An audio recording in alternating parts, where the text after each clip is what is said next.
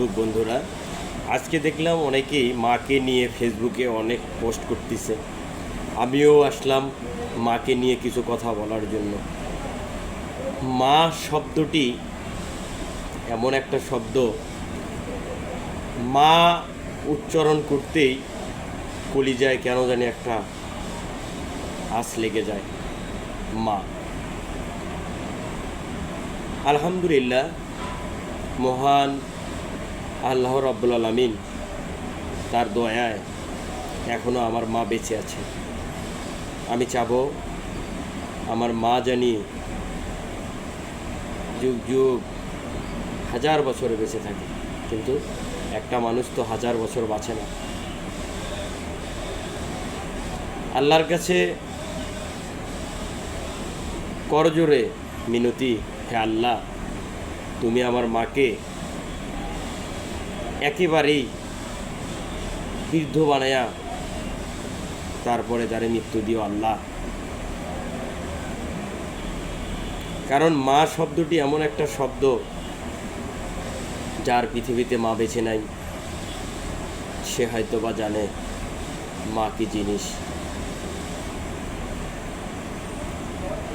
আমরা অনেকেই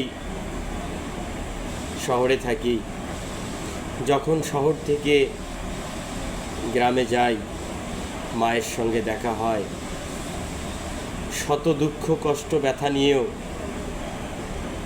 অন্তরের মধ্যে এত একটা আনন্দ ভালোবাসা, এত সুন্দর লাগে ওই মায়ের মুখ দেখে।